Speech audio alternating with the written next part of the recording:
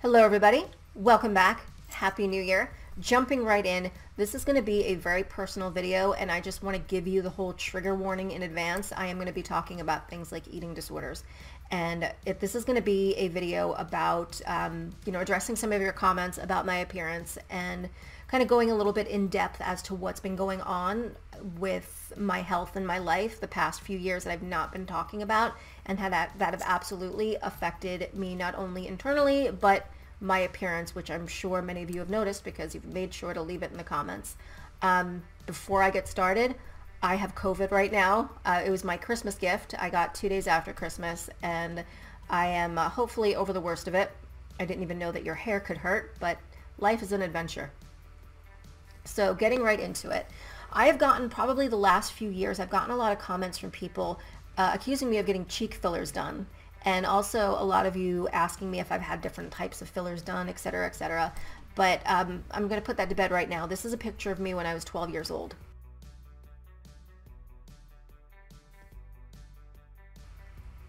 As you can see, my cheeks have actually calmed down quite a lot from that point in time.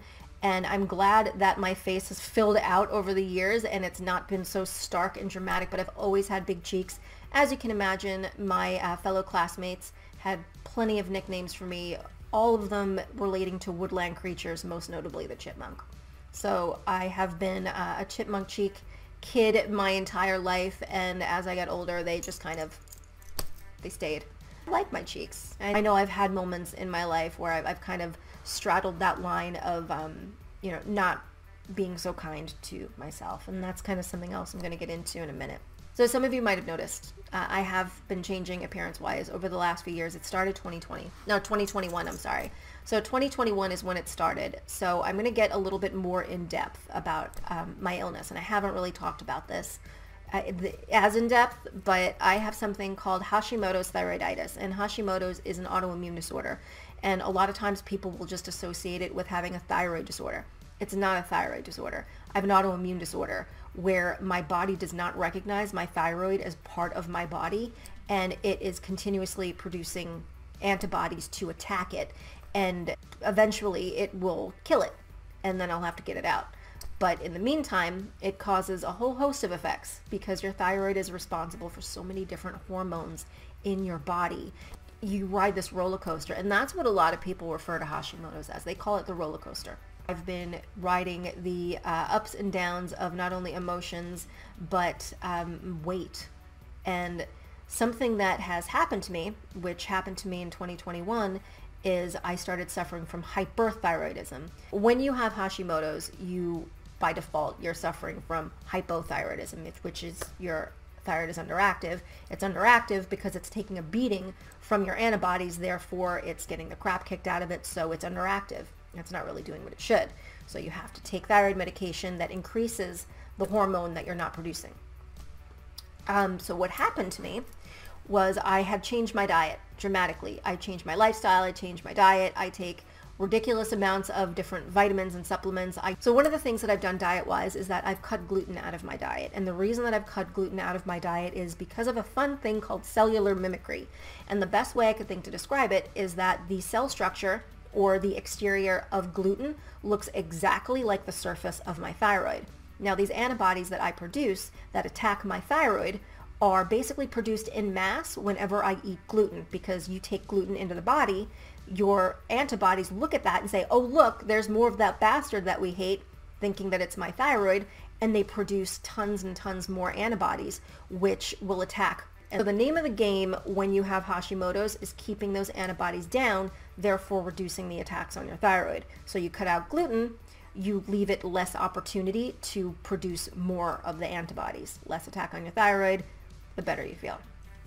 I myself, I can't tell you if I feel better or worse. I just know that I miss pizza, I miss bread, I miss ramen, I miss all of the foods that I love so dearly, and I haven't physically, like as in the way that I feel, noticed a difference by cutting out gluten, but my lab results don't lie. When I started out, my lab results, I had over 900 of the antibodies. That was my count, over 900 of it is called TPO. So I had over 900 TPO, And as time went on, I cut out the gluten. A few years went by, and I was down to 126, which is fantastic because technically anything under 100 is considered remission or at risk for Hashimoto's rather than just straight up having Hashimoto's. So I digress. I made a lot of lifestyle changes. I cut out the gluten. I've been taking vitamin D, selenium. I drink a lot more water. I have like crazy amounts of probiotics from foods like kimchi, kefir, naturally fermented foods, because of increased gut health has been proven to help with autoimmune disorders. So I made all of those changes back in 2020. Suddenly, 2021 is when all of those things really started to take effect. And all of a sudden, the amount of thyroid medication I was on was too high, and my TSH tanked. What I mean by tanked is this: the lower the number, the more overactive your thyroid is. The higher the number, the more underactive your thyroid is, which is utterly ridiculous. So normally, as Hashimoto's, you're gonna have a underactive thyroid. Mine went overactive. So when mine went overactive, I didn't actually know that this was happening, but all of the lifestyle changes that I had implemented had started to take an effect, but a good effect. However, it started to affect me in such a way where my antibodies were down, my thyroid function was up, therefore the thyroid medication that I was on, the dose was way too high, causing me to struggle with hyperthyroidism, and I didn't know that that was going on. Anyone who's had to deal with an endocrinologist, try getting in touch with them and getting them to perform blood work when you need it. So for several months, I dropped a ton of weight. I could not sleep. I could not eat. I had to wear a Fitbit at all times because I was tachycardic, meaning that my heart rate was just racing. And it was basically, I would wake up every morning feeling like I was running downhill full speed. And to go from a sleep state to have your heart rate go to about 120 in a matter of like 0.5 seconds, it's quite an adjustment. So it was very uncomfortable. I lost a lot of weight, and it was very difficult for me to get my levels back. So there was a lot of fluctuation there. So there's an interesting nuance to this whole thing, and that nuance is having once had an eating disorder. Now, it's hard for me to say struggled with an eating disorder because I didn't struggle with it. Because if you would have asked me at the time, I would have told you that I was absolutely winning with my amazing dietary skills and my health regime, because that's what I thought I was doing. At the time, I did not know I had an eating disorder. And it wasn't until many, many years later that, and then I'm talking like while I had my channel, that I kind of came to grips with the fact that, oh, wait a minute, that's not normal, that's not healthy, there's an actual name for that. That was a lot for me to come to terms with, because it's weird in hindsight to realize that you had actually battled something so hardcore, because at the time I thought that I was very militant, but when it comes to things like ED, these things are very much rooted in control. At the time, the reason that I was doing it is I was pursuing acting, and it was very, very competitive.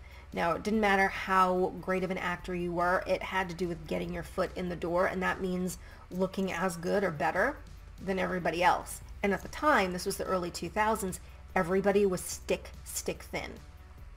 Therefore, I had to be thin. So I did what I had to do. I'm not going to get into the details of it because I learned my lesson the last time.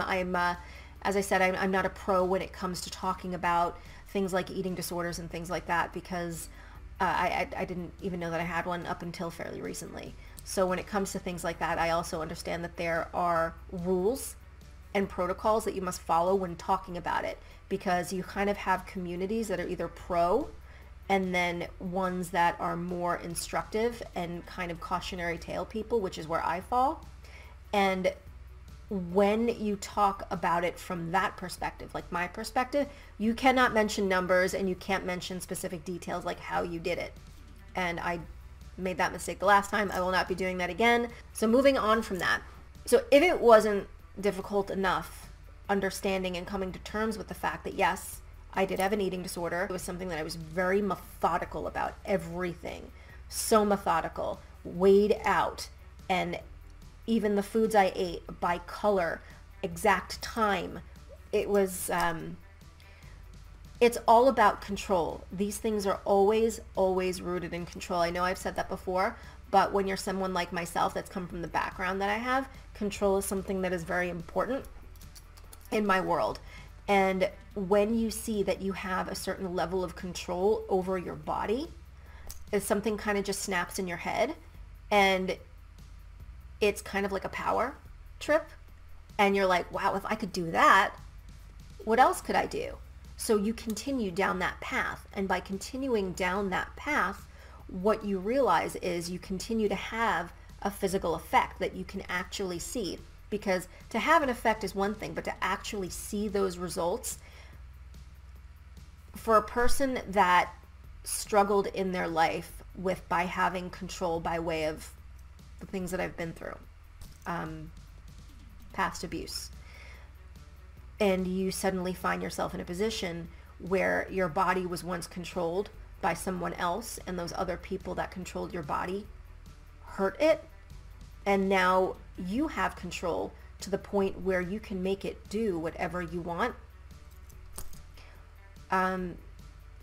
That is something that lies dormant and never goes away, and I did not know that.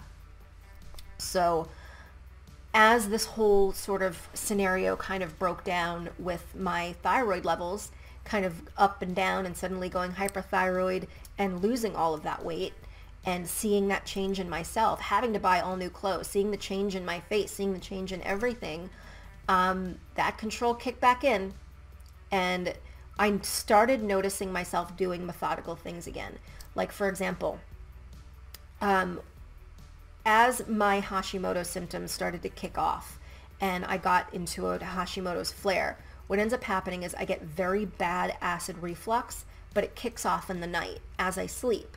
And there's this weird kind of correlation between sleep and reflux with me, where reflux will trigger nightmares, and then that will have me wake up with a racing heart and a panic attack. So the way that I've found that I can mitigate this is by not eating past 7:30 p.m. And this has worked for me. This has worked very, very well. So that is another sort of trigger, and I didn't realize it because I was implementing a strict eating rule. So I implemented that strict eating rule: do not eat past 7:30 p.m. And that is asserting a sort of control over your eating habits that you're very militant about.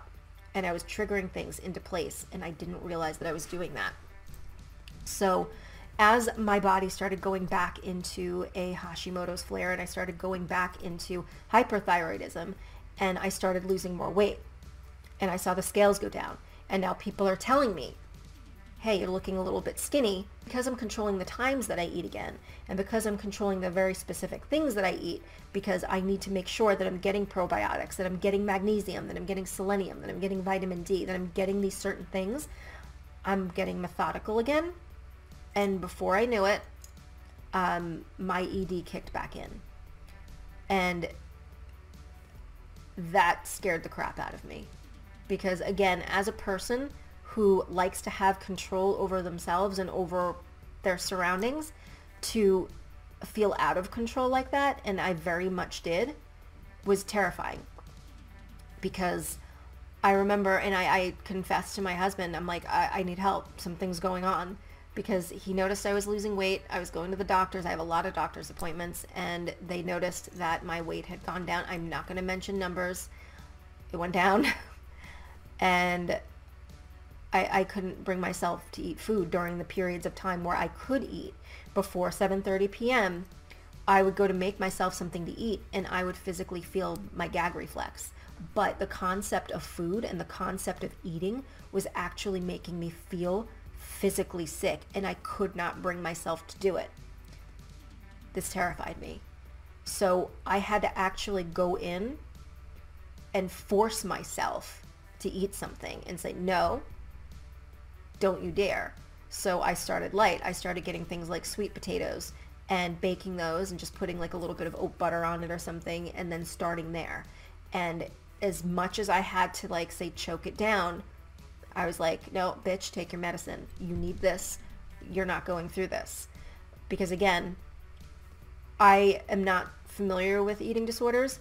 I didn't even know that I had one to begin with. Again, I thought I was being very militant in the past and being very structured and regimented when it came to my health.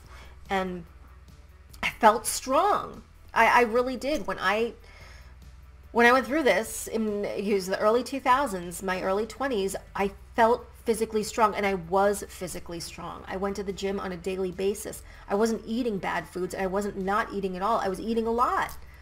And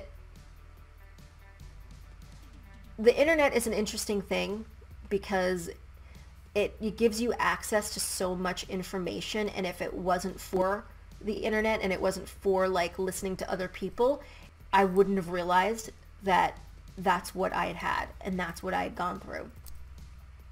And I never thought that I would have been the kind of person that would have gone through that. So the fact that I found myself in that position again, so that's kind of what I'm dealing with right now. I'm not quite battling an eating disorder. I'm still eating. I'm making sure that I'm eating. I got past that hurdle of kind of getting food down in the first place. But the moment that I found myself fixating on the scale, the moment that I found myself looking at the way that my clothes fit me in the mirror, the moment that I noticed myself feeling physically ill at the concept of food, no, that was the final straw for me, not being able to eat anything. I love food. I'm a big time food person. I love to cook. I love to eat. So the second I saw that happening, I started to bake. I was baking like just healthy muffins to start with, just to have things in my house and make sure that it is there so I don't have to go through the whole process, because I would find myself as 7:30 would approach, I would find myself, so there were nights as 7:30, my cutoff time to eat would begin to approach, and I would get myself kind of flustered and worked up. Oh no, what am I going to eat? What am I going to make? I need to make sure it's substantial. And I would stress myself out so much that I never actually got to make the food. And 7:30 would come and go, and I'd be like, okay, I guess I got to wait till tomorrow. I'll wait till tomorrow to eat. I'll make sure I have an extra big breakfast. I'll make sure I do that. And I would wake up the next day and stressful things would happen in my house. Things would go on and I would get very sidetracked. I'd have to do this and that and the other thing. And it's 5, 6 o'clock again. And now I'm scrambling. And then I'll have like a little bit of a snack here, have like some vegetables and some nuts and things like that. And, maybe some turkey as I'm preparing other things. But then 7:30 hits again and I'm like, oh God. Well, at least I ate those little things between. And it's 7:30 now. I will just, I'll drink tea, I'll drink water, I'll make sure I'm hydrated, and I'm going to make sure to eat tomorrow. I cannot tell you how many times that very scenario had played itself out. So the reason that I started all of this, because the feeling of reflux as you're sleeping and then the nightmares that it brings on and then waking up the way that you do, just the sleep disturbances are more than enough to deter you, no matter how hungry you are, to not eat past 7:30 if you know categorically that should you eat past 7:30, you will experience that. And that experience is uncomfortable and exhausting and disorienting enough to where you'll stick to it.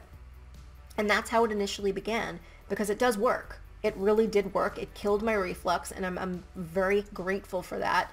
But I had to really become a lot more regimented again to make sure that if you don't eat and it's 7:30, looks like you're going to have to take a Zantac and deal with that reflux, because there's no way that you're going to bed without eating that day. And there have been days where all I've had for the day was like one small meal.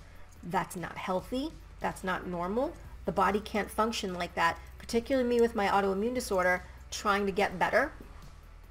You're not going to heal like that. So it's just sort of this battle going off in my head. We have the one control freak that was that person with ED back in the early 2000s, and then you have me now that knows you're sick, you have an autoimmune disorder, you need food to heal.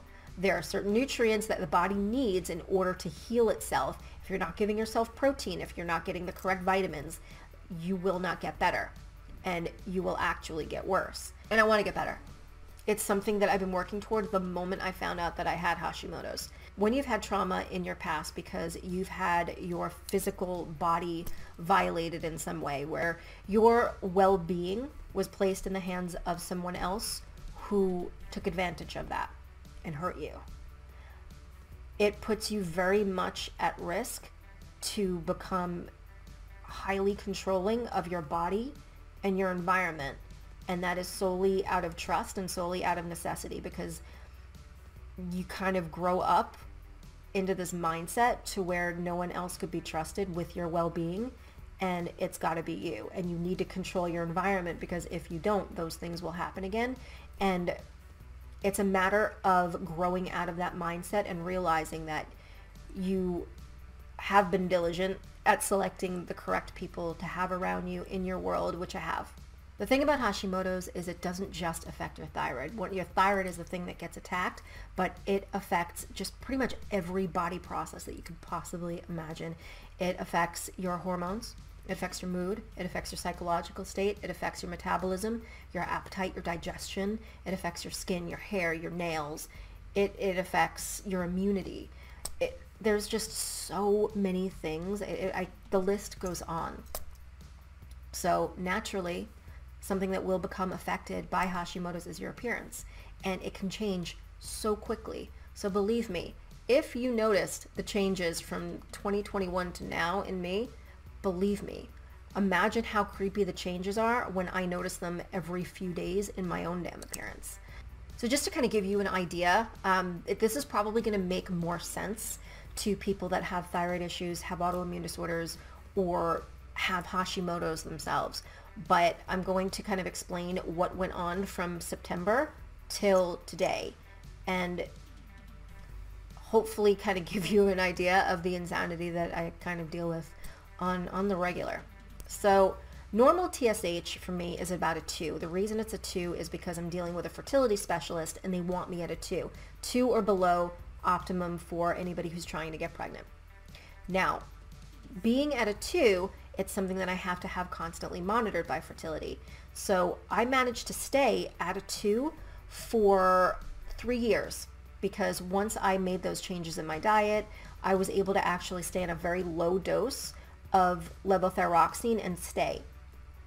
And I was at 37.5 micrograms. I was able to stay at, which is very low, since I started at 100 micrograms.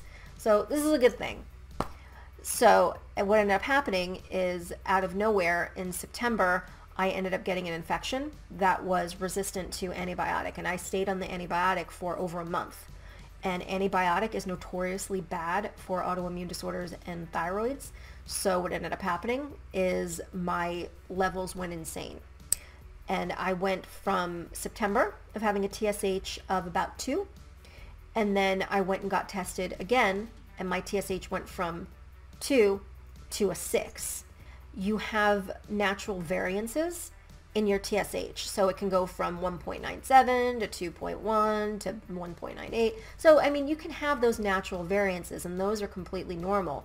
But for it to jump from 2 to 6 in the space of 2 months is kind of unheard of. So naturally, when you have that level of jump in your TSH, which controls lots of your hormones, you feel it. So you definitely go through the things, and I did. So they changed my dosage. I went from 50 micrograms to 75 micrograms.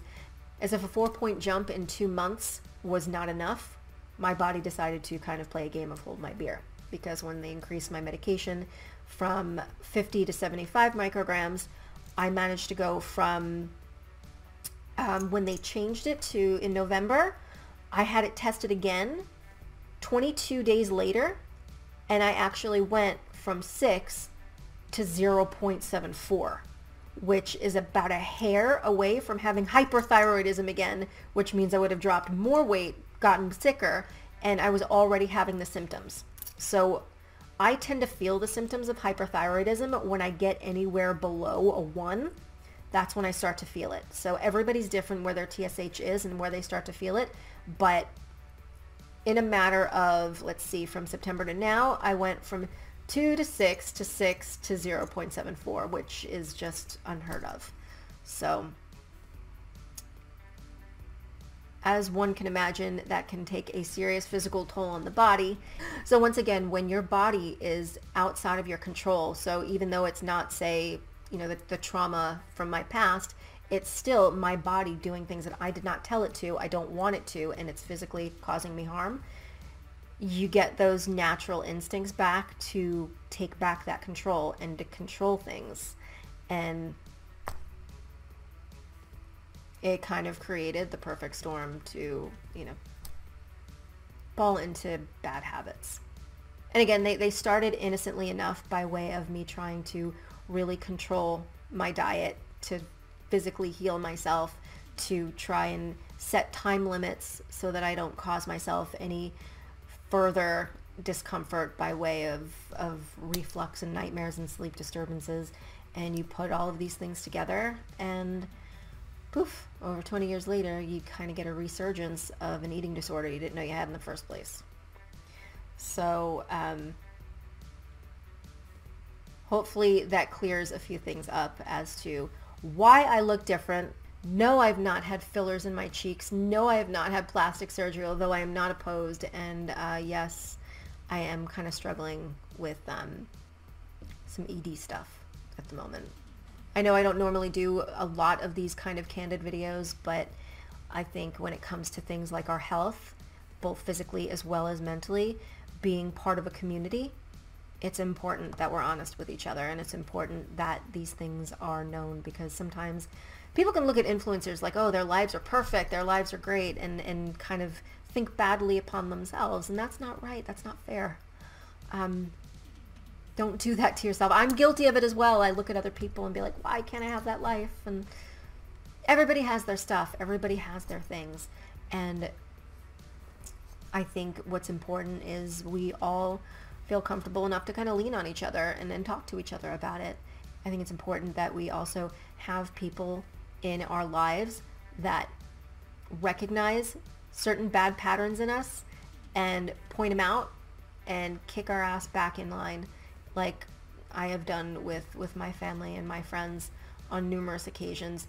They hate you for it in the beginning, but when they're feeling better and they realize that, yeah, I was kind of headed down a bad path, they thank you for it. My husband noticed when I was doing it, and he took me to Shake Shack and forced me to eat a burger, which, I'm not gonna lie, I really liked. I love Shake Shack. 2021 is when this whole thing started, so it's been going on the last 3 years, and I've really wanted to speak about it, but once things got as serious as they did, I knew it was important that I had to discuss it with you and let you know exactly what's been going on, and I don't like to be dishonest about things like that.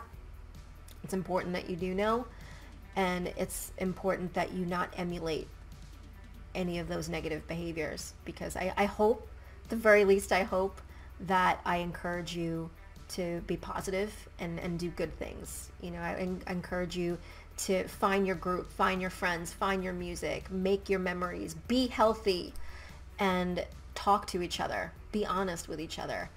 That's like first and foremost, but health and happiness is like, should be top of the priority list among all. And music. Music is healing. Music is definitely therapy and healing. But with all that being said, I'm kind of dragging on a little bit. I want to say I hope you enjoyed this video, but it was kind of sick. But thank you so much for watching. Thank you so much for listening. Thank you so much for being with me for as long as you have, and for being as cool as you have been. And until next time. Bye.